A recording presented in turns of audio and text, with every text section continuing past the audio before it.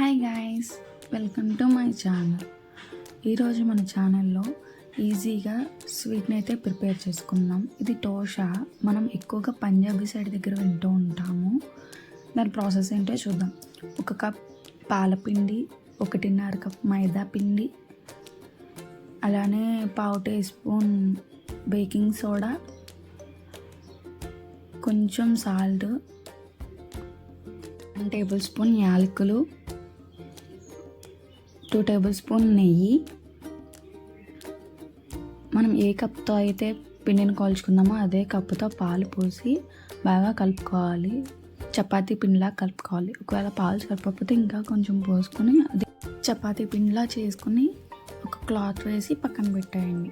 ఇప్పుడు 5 మినిట్స్ తర్వాత అదే పిండిని తీసుకుని 2 పార్ట్స్గా డివైడ్ చేసి మనం చపాతీని ఎలా అయితే ఒత్తుకుంటామో సేమ్ అదే ప్రాసెస్లో కొంచెం మందంగా ఆ పిండిని అనేది ఒత్తుకున్నాక మన దగ్గర నచ్చిన షేప్లో మనం తీసుకోవచ్చు. నా దగ్గర రౌండ్ ఉంది కాబట్టి నేను రౌండ్ తీసుకున్నాను. అదర్వైజ్ మీకు ఏమైనా ఏ షేప్స్ అయినా, చందమామ అయినా, ట్రయాంగిల్ అయినా మీ ఇష్టం, మీకు నచ్చినట్టుగా షేప్లో మీరు తీసుకోవచ్చు. సేమ్ చపాతీ ఎలా అయితే ఒత్తామో అలానే ఒత్తి కొంచెం మందంగా ఉంచుకోవాలి. మనం ఈ స్వీట్ కూడా ఎలా ఉంటుందంటే జ్యూసీగా సేమ్ గులాబ్ జామ్ ఎలా ఉంటుందో అలానే ఉంటుంది. కానీ మీరు ఒక్కసారి ట్రై చేస్తే గులాబ్ జామ్ బదులు ఇదే మీరు ఇంకా ట్రై చేస్తారు. అంత బాగుంటుంది ఈ స్వీటు. ఒకసారి ట్రై చేయండి. చూసారు కదా, ఇలాగా కట్ చేసుకోవాలి. మనం ప్రెస్ చేయాలి. అది రౌండ్ అనేది గట్టిగా ప్రెస్ చేస్తే అది ఆటోమేటిక్గా కట్ అయిపోతుంది. ఇప్పుడు ఒక బాండీ తీసుకొని అందులో నూనె పోసుకోవాలి.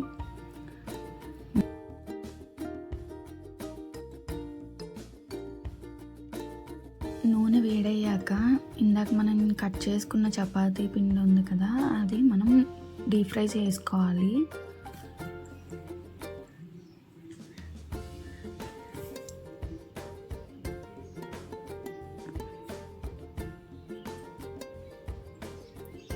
మనం అటు ఇటు తిప్పుతో ఫ్రై చేసుకోవాలి, లేదంటే ఒక సైడే పెట్టా ఉంటే అది మాడిపోతుంది. కాబట్టి అక్కడే ఉండి అటు ఇటు తిప్పుతూ ఫ్రై చేసుకోవాలి.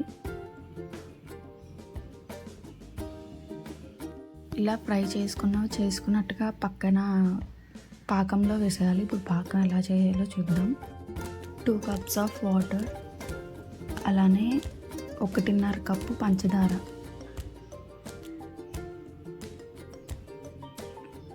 మన షుగర్ని బట్టి మనం వేసుకోవచ్చు. లేదు మేము తక్కువ తింటామంటే ఒక్కటే వేసుకోండి. మేము కొంచెం షుగర్ తింటాం కాబట్టి 1.5 వేసుకున్నాను. అది కొంచెం మరిగిన తర్వాత మనకి కొంచెం తీగ పాకం, మరీ ఎక్కువ వచ్చేయకూడదు. జస్ట్ పంచదార కరిగి 2 మినిట్స్ 3 మినిట్స్ బాయిల్ అయితే చాలు. దాన్ని మళ్ళీ తీగ పాకంలాగా రావాల్సిన అవసరం లేదు. అలా పంచదార కలిగి బాయిల్ అయిన తర్వాత మనం ఫుడ్ కలర్ వేసుకోవచ్చు. లేదు మీ దగ్గర కుంకుమ పువ్వు ఉంటే అది మీరు వేసుకోవచ్చు, ఆప్షనల్ అది. అలానే 1 టేబుల్ స్పూన్ యాలకులు. స్టవ్ ఆఫ్ చేసేయండి. స్టవ్ ఆఫ్ చేసిన తర్వాత మనం డీప్ ఫ్రై చేసుకున్నవన్నీ కూడా ఆ పాకంలో వేసేసి ఒక్కసారి అటు ఇటు కలపండి. చూసారు కదా, ఇక్కడ నేను చందమామ కూడా చేశాను. అది రికార్డ్ చేయడం కుదరలేదు.